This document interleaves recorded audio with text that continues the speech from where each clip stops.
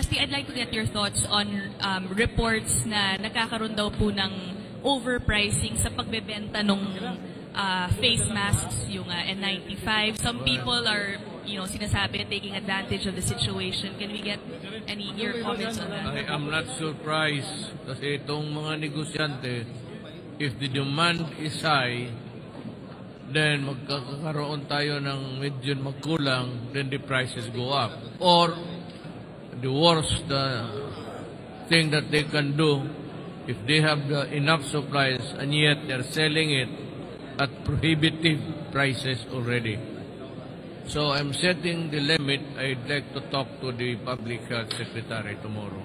Sir, you mentioned you want to set the limit. Ano po yun? Sa presyo po ng mask? Can you clarify? Of course, the prices. Okay. Mura naman yan. Bakit? Do not hoard it. Pag tinago ninyo, then I will be forced to order. Pasukin ka. Sir, sa N95 mask po, you said you're going to talk to the Secretary of Health. Is the government planning to give free N95 masks to those who are affected, who will not be able to afford it? Yes, for those who cannot afford it, we will give it free. Well, mag-ikot nga ako, then I will see how ibigay ko sundalo, pati pulis. In times of crisis talaga, all I can, to manage the situation is the military and the police.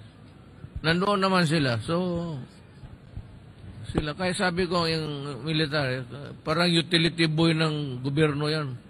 Pagka ganoon, utosan mo yung military, sige. Sila ang papasok doon, mamigay ng mask.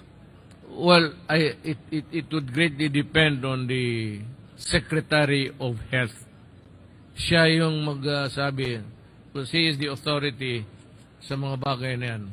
Ako, kung nandyan pa yung ash, if it is still falling on your head dito, then I suggest that we sacrifice one day of our education rather than gamble with mga bata Mga bata, that's sulfur. Wag na tayo matatanda. Malapit na tayo. Mga bata. I'm worried about the children actually.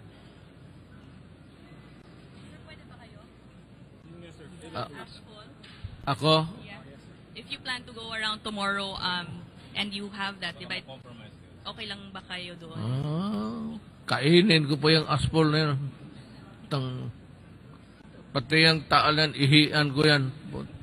Buisit na yan.